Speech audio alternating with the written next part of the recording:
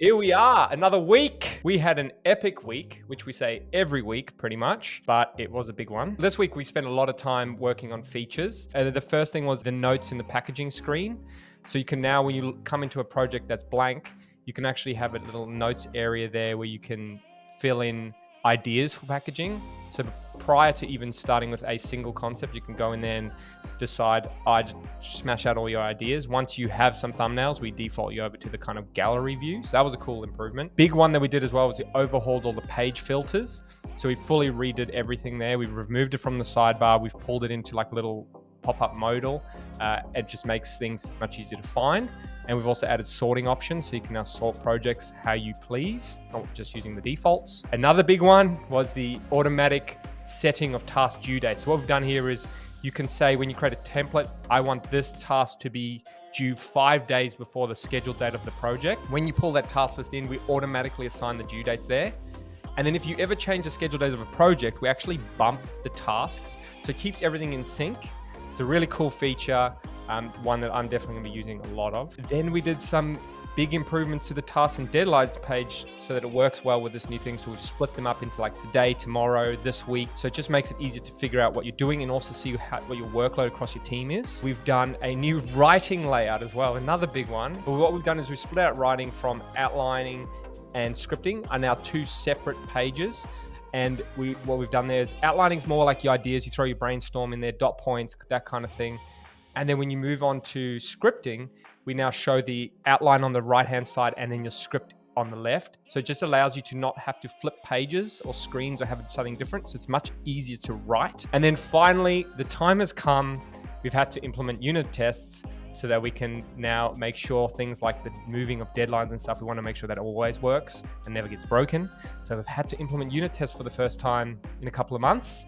And I actually saw a cool thing on Twitter a while ago. It was like, when should you implement unit tests? And I think in the beginning, when you're just trying to get an MVP out, it's not that important. But I think there's like a number, I think he said like 10,000 lines of code. Once you get past that, it's time to put in tests. And that's per developer, because your context in your brain you start losing, all of that. It's hard to keep it all contained. It also just gives you that peace of mind when you do create a new change and when you're about to deploy, everything's working. So we are now doing that like a real business. Cool. That's what we did on the features front. More importantly, how many lines of code have we got, you reckon? I have no idea. What do you have to say for us, Daryl?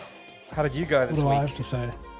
Yeah, I went pretty good this week. I started doing the videos for the onboarding. So obviously we did a lot of work in improving the onboarding, and that included needing videos to walk people through some of the features. So I spent some time recording that one of the afternoons, and that was really good. Got some good results out of that. Spent way too long trying to set up and get the right shot. And I have massive respect for YouTubers and the work that they do to get the setups that they have, because it's not easy to get a good studio setup going.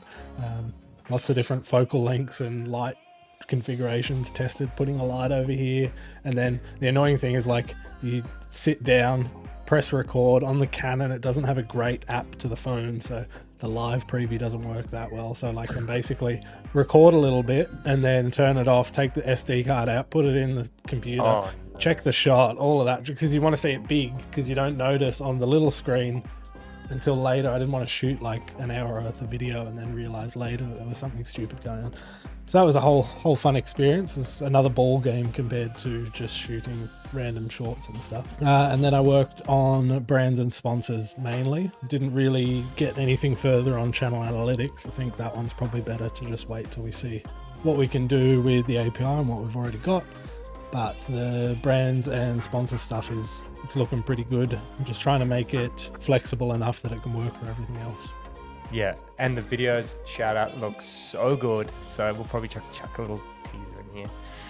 Yeah, no, they look sick. So really happy with that. That's gonna be awesome. And then my videos are gonna look really bad. So gonna be quite a nice contrast in there. But also on the content front, you've been doing some really cool content as well on your Insta. Yeah, started my Instagram, did some videos there.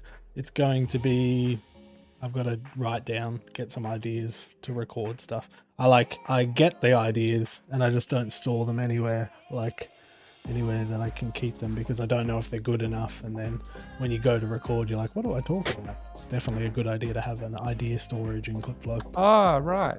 Like something that we have built. Yeah. Right. Yep. And then this week we also did a meeting, like even though it was a no meeting week, there were a couple of meetings in there still. You got to pepper them in there.